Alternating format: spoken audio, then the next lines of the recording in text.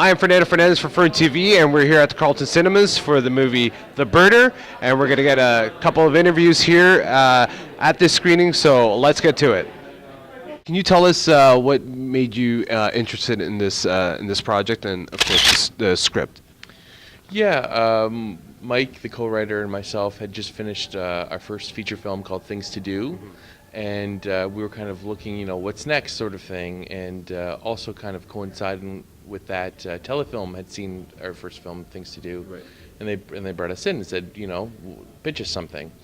So we were kind of kicking around some ideas, and Mike and I had a mutual friend of ours who was a birder, and we always thought that world was kind of an interesting one.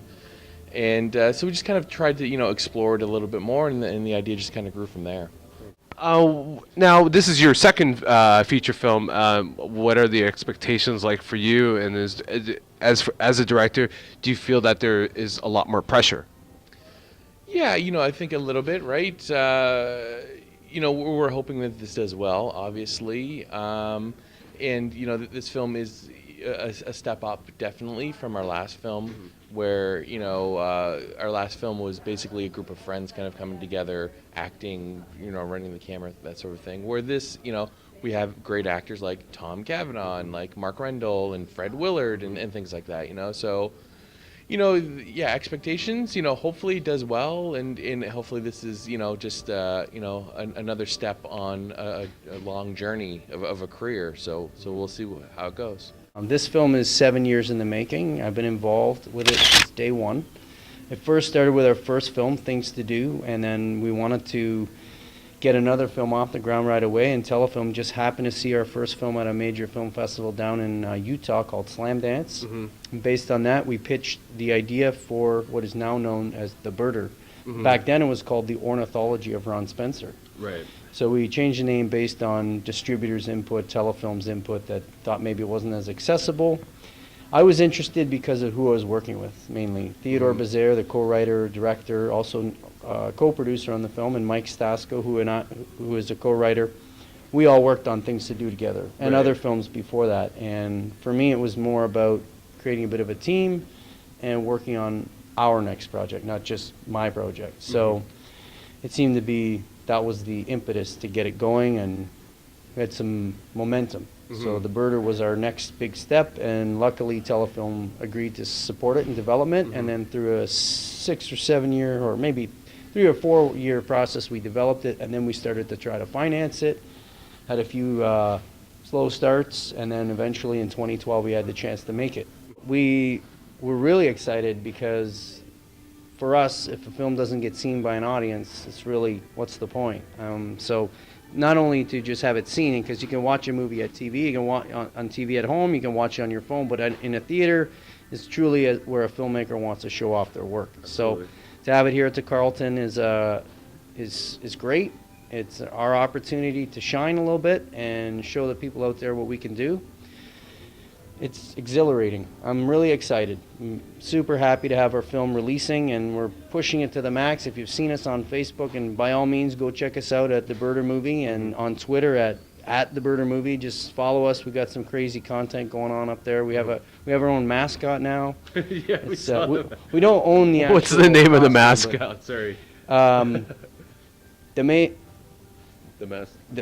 of the mascot is Hootie. We named him Hootie after an affectionate friend of ours in Windsor. Okay.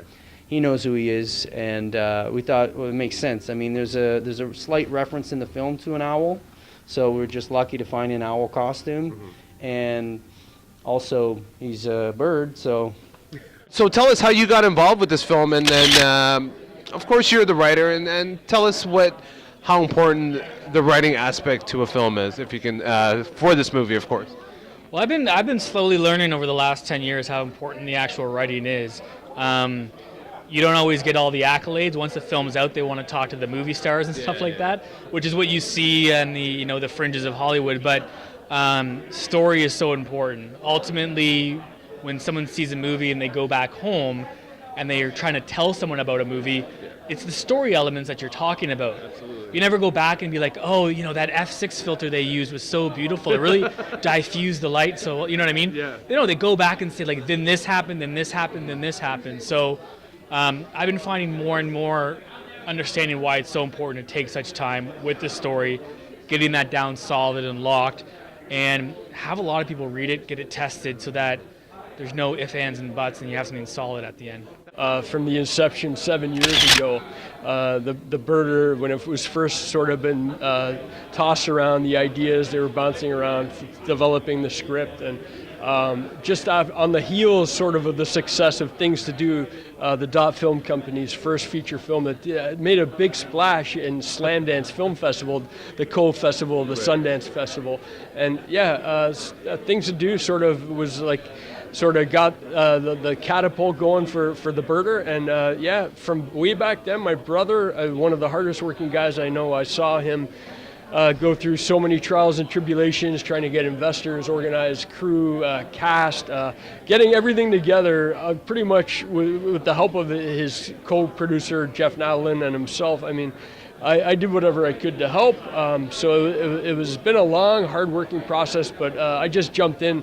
At the 11th hour as well, we lost our head of construction. I'm a contractor on the side, and my brother asked me if I could do that. So, of course, I left all my obligations here in Toronto to be available for the 20 days in Windsor to do whatever necessary to build all the set pieces. So it's like a blood tie. I love my brother. And I believe in the project. The script, when I first read it, just had me laughing steadily, and I just was so excited to be a part of it, and they offered me a part. Of course, I'm an actor on the side as well. So, absolutely.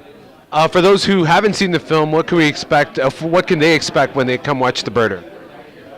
Well, what do you want to tell those people? I think you're in for a good time. You're in for a few good laughs. I love the story. There's so many great moments. The dynamic between the main characters is really special.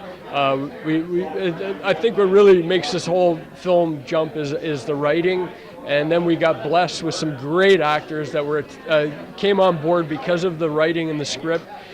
So you're in for a surprise. It's a Canadian indie, but it'll move you and it'll make you laugh. So yeah. Thank you so much for your time, and hope to see you again for any upcoming projects. And let us know, of course, and we'll get together again. Thank you very much, Fernando. It's a pleasure to be here.